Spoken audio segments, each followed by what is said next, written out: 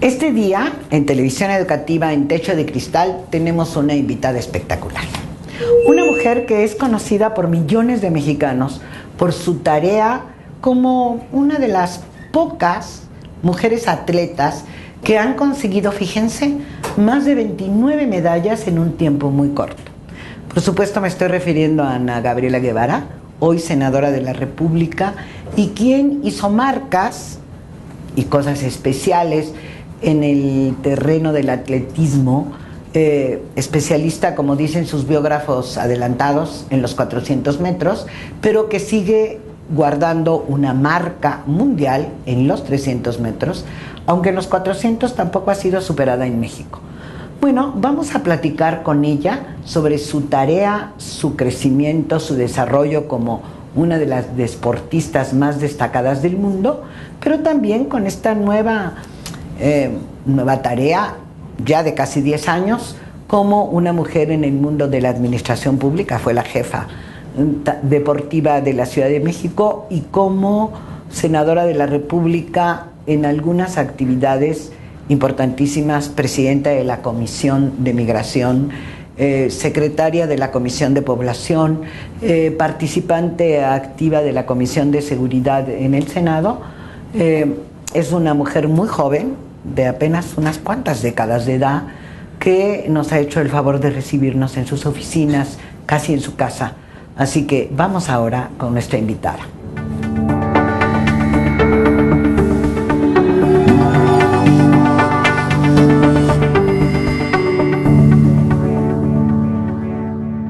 Senadora, pues muchas gracias por habernos recibido en el lugar de su trabajo. Estamos muy agradecidas en Techo de Cristal. Quisiera preguntarle, primero, ¿qué se siente haber sumado tantas medallas de oro, tantos récords, tanto reconocimiento, enorme cantidad de personas que la admiraron durante mucho tiempo y que la siguen admirando todavía? Hay un blog ahí de admiradores de Ana Gabriela Guevara. Primeramente, bienvenidos a todos aquí al Senado de la República. Pues la verdad, creo que no hay mayor satisfacción para una mujer, para un ser humano en la vida, que sentirse realizada en lo que haces.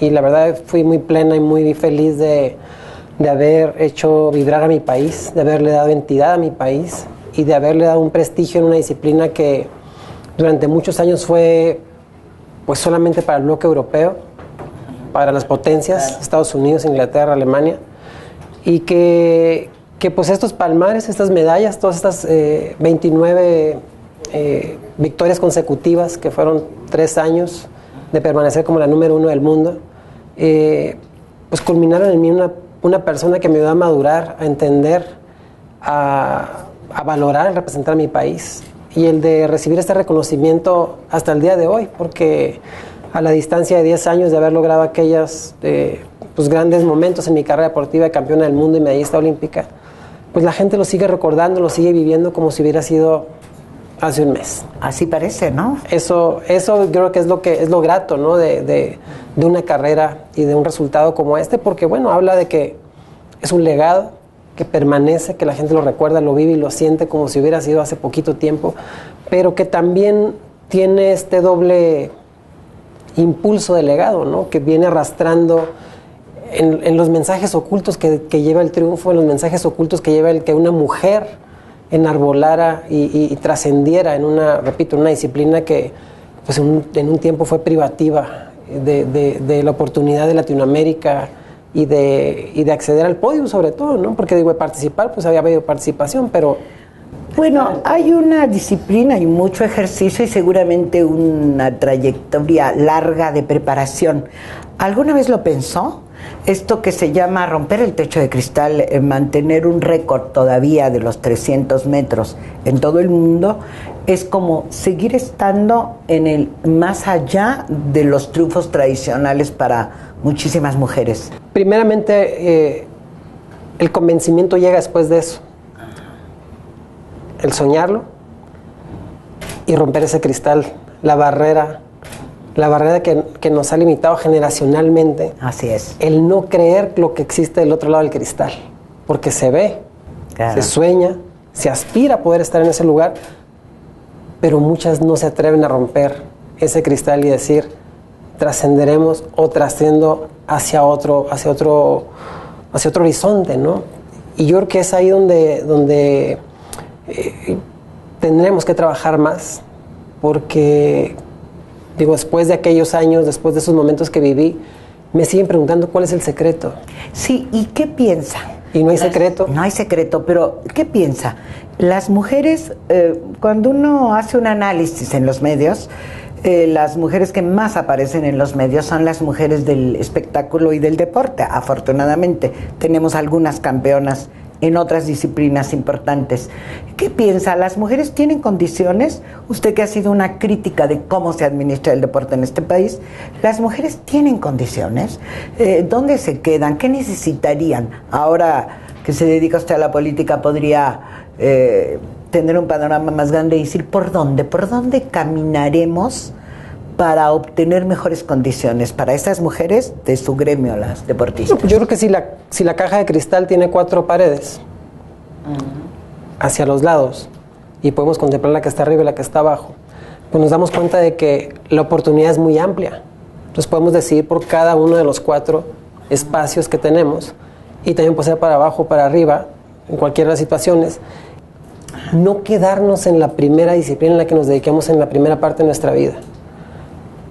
Esto correlacionado a que si se estudia una carrera, ¿por qué tener que casarse el resto de la vida con esa carrera?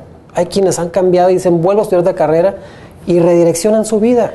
Hay quienes se casaron muy temprano en su vida y recomponen su vida diciendo, bueno, me casé muy chica, hice una familia, pero ahora quiero estudiar y quiero realizarme profesionalmente. Se vale. Si mi parte dentro del deporte fue pues muy exitosa, realicé mi sueño desde niña y logré conquistar. Cambió de camino. Cambié de camino y recompuse mi camino y decir, bueno, ya esa parte ya quedó conclusa. Mi vida continúa. Sigo viva, sigo pensante y no soy insensible a lo que vive el país y lo que ocupa el país. Es muy difícil ese cambio. Es decir, cuando yo hablaba en el deporte hay obstáculos para las mujeres de diferente naturaleza, ¿son iguales o son más difíciles en la política? Yo creo que son muy similares.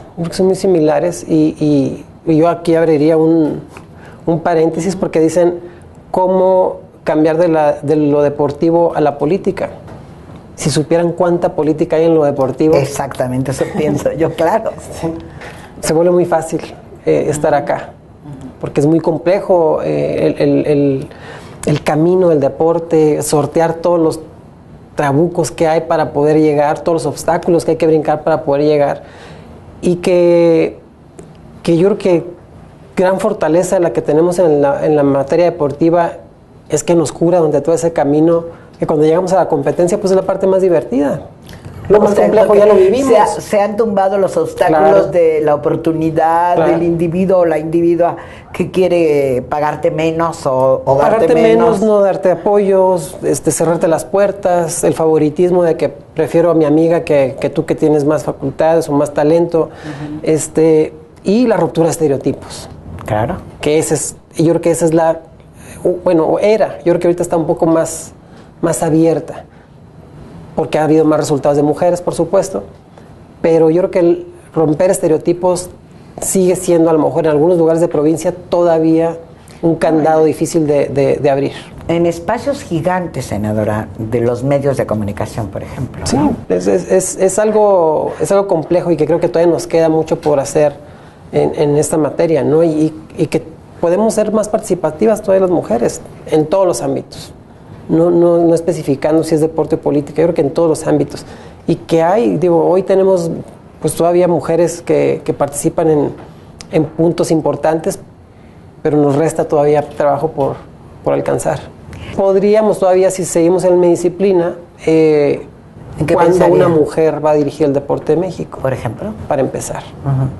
¿Cuándo todos los estados de la República van a tener alguna gobernadora ya rompiendo esta línea horizontal de la permanencia de los hombres en las gobernaturas en los estados de la República? Presidencias de federaciones, apertura en todas las disciplinas de que participe la mujer. Yo recuerdo por hacer un comparativo con Nancy Contreras y con Belén Guerrero en la bicicleta. Pues cuando ellas empezaron a tener resultados, no hacía no menos de 10 años o 15 años, donde todavía a las mujeres se les prohibía subir la bicicleta. 82 es muy poco tiempo, menos de la edad de usted, señora senadora. Así es. 5 años menos. Así es. Creo que vamos a ir a un corte para seguir hablando en Techo de Cristal con la senadora Ana Gabriela Guevara. Volvemos. En este programa de Techo de Cristal, dedicado a la gran figura atleta Ana Gabriela Guevara, nos encontramos para hablar del deporte, de la propia Ana Gabriela, con el director general del Instituto del Deporte del Distrito Federal. Él también es un gran deportista, fue un deportista de primera talla mundial, ganó 2 campeonatos mundiales en la disciplina de pentatlón moderno y realmente es un gusto estar con él. ¿A qué se debe que no tengamos otra Ana Gabriela Guevara? Yo creo que hay muchas consideraciones o muchos factores del por qué no hay tantas Ana Gabrielas Guevaras en este momento, o muchos otros atletas que han destacado en ciertos tiempos. Tiene que ver mucho, no nada más con los apoyos, definitivamente tiene que ver con apoyos, pero tiene que ver también con un proceso, creo que yo diría hasta de eras de personas, ¿no?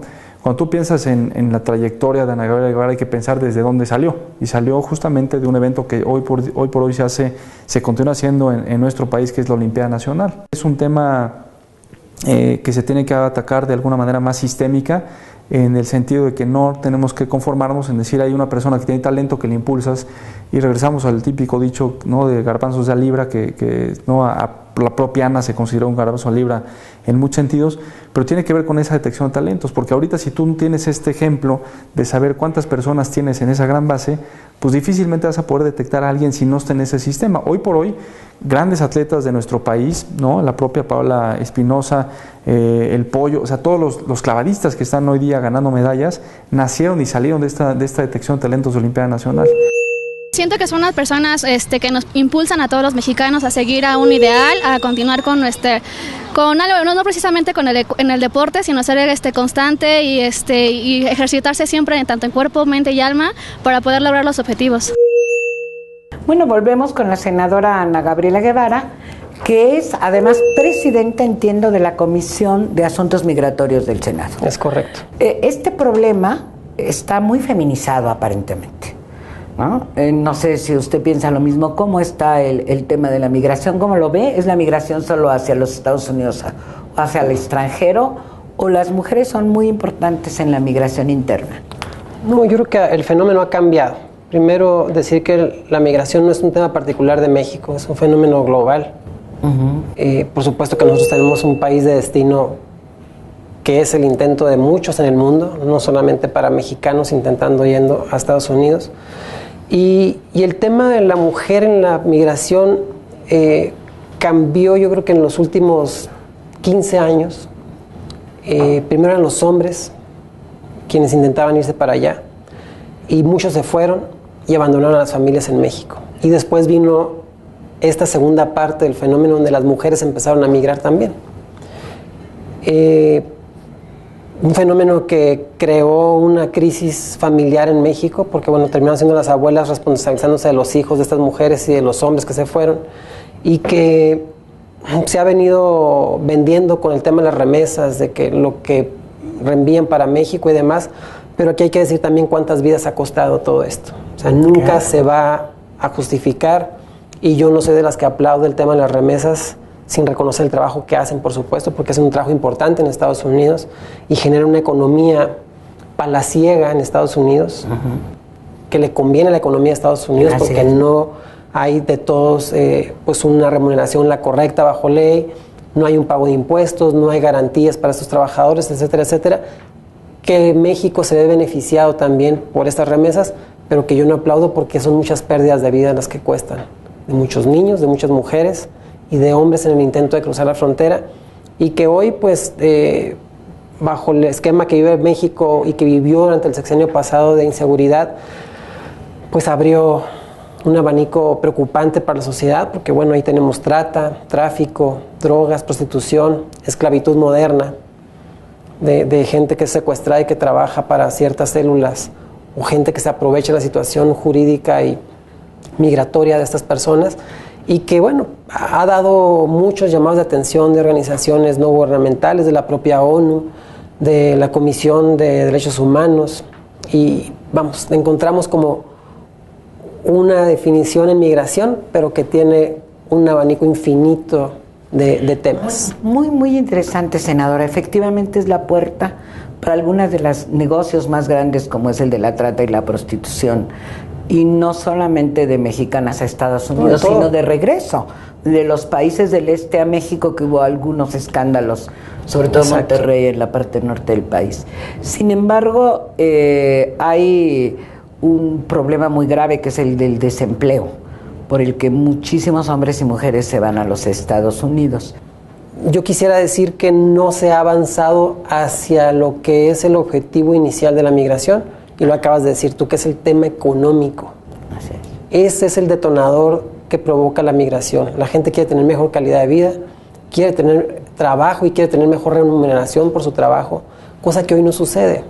Entonces, mientras esto no sea atacado de manera o desde un enfoque más amplio internamente en México y en la zona, hablamos de los países que mayormente expulsan, Honduras, Nicaragua, Salvador y Guatemala, mientras no sea visto esto de una manera transversal y se equilibre la economía, pues no vamos a poder frenar el fenómeno migratorio. Podamos hacer más ley, ponerle más candados, ponerle más objetividad en los puntos importantes, pero sigue siendo el factor económico quien los mueve, sigue siendo el detonante. Es muy impresionante cómo en Los Ángeles el mayor número de contrataciones es a mujeres que son enfermeras. Exacto. También estamos como perdiendo inteligencias por la mala economía, ¿no? Exacto, sí, y son, repito, más allá de lo positivo que tiene esto, porque hay mucha gente latina y mexicana que se le hay que reconocérsele su labor en Estados Unidos, gente que ha trascendido, que hoy tienen empresas, que han logrado tener una situación estable, que han hecho su vida allá y que han trascendido y que se les puede reconocer.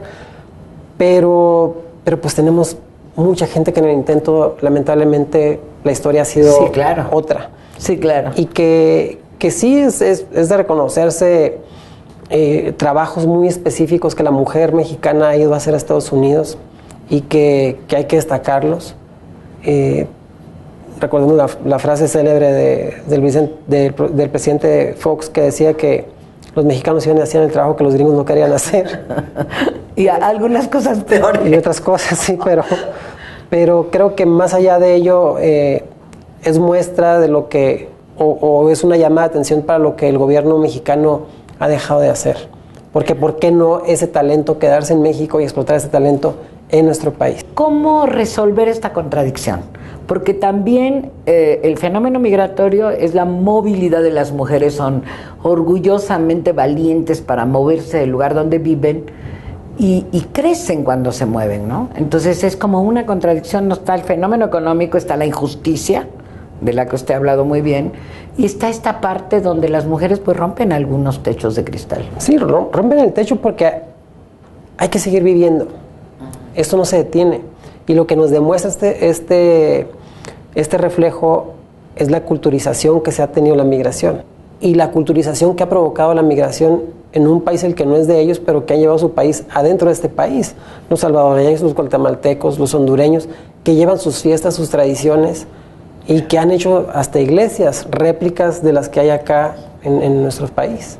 Eso no sé si es bueno o malo para las mujeres, pero lo vamos a discutir en el último bloque. Ahora regresamos. Muchas gracias. ¿Qué tanta atención hacia las mujeres deportistas hay en especial? Para México hay más mujeres que ganan en los Juegos Olímpicos que hombres, ¿no? ¿Por qué será? También yo creo que es un tema generacional, es un tema literalmente que empieza la mujer a tener mejores resultados, pero que después de los próximos Juegos Olímpicos puede haber más hombres, entonces depende mucho de las generaciones.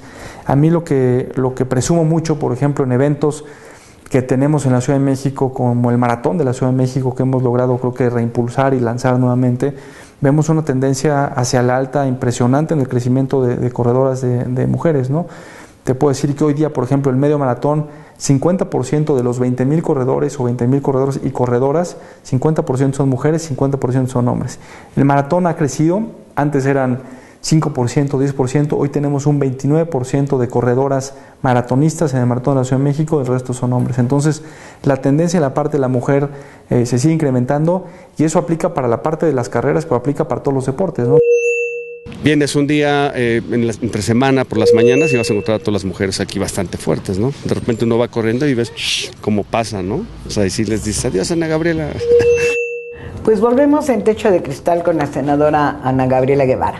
Encantada porque se puede hablar con ella de varios temas.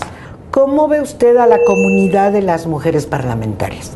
¿Hay algunas cosas importantes que suceden al interior de las cámaras porque están las mujeres? Ha ayudado, por supuesto, tener un mayor número de mujeres parlamentarias que abogamos por la sensibilidad de los temas que se necesitan para el país y que necesitamos trabajar desde la Cámara, y que a veces el hecho de tener un grupo más grande pues nos ayuda a poder sensibilizarlos de la importancia que tienen estos temas. Pero en ocasiones vemos esta separación cuando se toman los temas partidistas. Y entonces de repente podemos encontrar a mujeres actuando en el papel de los hombres o siguiendo la ruta que los hombres han marcado. Y es ahí yo creo que donde tenemos que no romper esta hegemonía. No, o sea, no romper esta hegemonía porque entonces cuando tocamos los temas graves de las mujeres, pues es muy fácil que si se da la ruptura, pues vuelven a meter la ruptura y no caminan, ¿no? Entonces creo que se avanzó y la primera muestra de ello, bueno, fue que pudimos cambiar la ley en el tema de paridad, que pudiéramos tener más participación en mujeres y que se pudiera informar más de los partidos de que es mentira que se tienen que preparar y que tenemos que tener siempre mujeres preparadas en el Congreso. Es representación ciudadana plena y llana. Si tienes título, qué bueno, y si no, eres una representante mexicana que te eligieron y que te pusieron a que representes a ese sector de la ciudadanía. Naciones Unidas plantea que lo que tenemos que acceder ahora es a la igualdad real, a la igualdad sustantiva. Pero, ¿cuáles destacaría que serían como los trabajos más interesantes de esta legislatura y que consiguió algunas leyes que igual le llaman la atención a usted, que resolvió problemas? Pues yo creo que tanto en resolver problemas en el tema de mujer, no las hemos encontrado en la inmediatez, o sea, van como desdoblándose en el tiempo. Pero esta de la política creo que es importante, sí. Y que va a permitir entonces dar el siguiente paso, lo que acaba de decir, plena. Entonces, que un presidente equilibre su gabinete, mitad mujeres y mitad hombres. Y que eso se doble también al tema empresarial. Que las empresas también respeten, que si el presidente de la empresa es un hombre, la siguiente ahora tiene que ser una mujer y viceversa. Y entonces que sea pareja. Yo creo que hacia allá es donde tenemos que transitar y no solamente en el ámbito político. Muy bien. Tiene que ser igual en todos y cada uno de los espacios que se ocupan. La paridad en todos los ámbitos de la vida. Plena. Bueno, se van a morir los señores cuando nos oigan. Bueno, pero hay ejercicios ya hechos. Bolivia ganó el premio el año pasado en este tema. Evo Morales tiene este equilibrio en su gabinete y están trabajando ahora hacia ese camino de poder hacerlo en todo el esquema social y en todos los rubros, decía hace un momento, en el empresarial, en el educativo, en las empresas, en todos y cada uno, hombre-mujer. Nos tocó ir a través del Foro Mundial de Mujeres Parlamentarias a Islandia. Bueno, es un país con una historia. País con una historia y fue pionero el tema. Así es. Y fue la primera mujer presidenta del mundo. Sí, y la primera ministra lo que consiguió fue sacar al país de una crisis económica más o menos tremenda, ¿no? Y entonces fue muy interesante asistir a empresas, grandes empresas del país, en aceros, panificadoras, en creación de suplementos alimenticios y demás, donde nos encontramos con que las CEO de las empresas eran mujeres y el segundo era un hombre. Y en empresas donde digamos ya estaba al revés, era un hombre y luego le seguía una mujer, y así hasta el último de la lista de la empresa. Los de limpieza, los de contabilidad, todas y cada una de las áreas de la empresa estaban equilibradas de esa forma. Y esto fortaleció un poco que se terminaran de hacer algunas cosas, bueno, las leyes estatales de paridad en el país. Sí ayudó mucho y sobre todo que cuando empezamos a ver que son alcanzables, ¿no? O sea, cuando nos comparamos, por ejemplo, con Bolivia como país y lo económicamente activo que tiene aquel país comparado con México, la situación geográfica, hay comparativos que nos disparan. Pero hay otros comparativos que nos ponen por debajo de Bolivia y uno de ellos es este. Sí, bueno, somos uno de los 6 países en el mundo que tenemos la paridad legislada. En realidad somos vanguardia. México ha sido vanguardia históricamente para el avance legislativo de las mujeres, aunque todavía hay grandísimos problemas no resueltos por un asunto que preocupa. Y no sé si lo está discutiendo el Senado, el tema del cambio cultural. El que la gente entienda que no somos mujeres para ser tratadas como en el siglo XIX, ¿no? Es una situación que me parece, más allá de que se logre en el aspecto legislativo, que es fundamental, porque pues, hay que cambiar la ley para que entonces empiece a funcionar, pero me parece que una de las grandes tareas es el tema educativo, porque el eslabón primero que hay que romper es el que sucede en casa, que todavía seguimos arrastrando la educación de que no, porque mi abuelita a mí me educó así, entonces yo hija, te educo a ti así, entonces tienes que seguir la rueda kármica del tema y que no se logra todavía romper con este tema, ¿no? En la escuela tampoco. Y en la escuela, exactamente. Entonces, sí hay, y aquí me regreso un poquito a lo que me preguntaste al principio del tema deportivo, sí hay todavía como estas reglas no escritas que se siguen repitiendo. Y que yo he abogado y he sido pujante decir, no se pueden seguir repitiendo como a mí me tocó pasar por la fila india, pues tú también te tocó pasar por la fila india. Habrá en el Senado de la República en octubre una reunión muy importante de la que estábamos hablando. Si la puede compartir con el público sería muy interesante. Sí, claro, vamos a ser sede del Foro Mundial de Mujeres Parlamentarias, que pues está el tema de Beijing, que acaba de pasar el aniversario. Sí, y que será en octubre poquito, va a cumplirse en septiembre. Y se cumplen 40 años del primer encuentro que se llevó a cabo en México. Sí, claro. Entonces va a ser una reunión importante para México, va a ser una situación trascendente para México, porque entonces lo que queremos lograr es que lo que salga del foro se traduzca en lo inmediato a algo sustantivo. Vamos a tener el ejercicio de medición del 7 de junio, vamos a poder saber en qué resultó ese cambio de ley, modificada hacia los partidos también, y entonces en qué más podemos seguir avanzando. Ya ahí se hizo en la política, entonces ahora busquemos hacia otro camino que pueda permitir el cambio de esta visión y de este futuro de la mujer. Muchísimas gracias, senadora, nos vamos a tener que ir, pero le agradezco especialmente aludir a lo que fue en México la primera Conferencia Mundial de la Mujer en 1975. Así es. Y realmente este foro internacional de las mujeres parlamentarias, alrededor de estos 40 años nos va a dar una nueva medición de qué pasó con nuestro avance y cuántas mujeres rompieron el techo de cristal. En Televisión Educativa, hasta la próxima. Muchísimas gracias. Un gusto.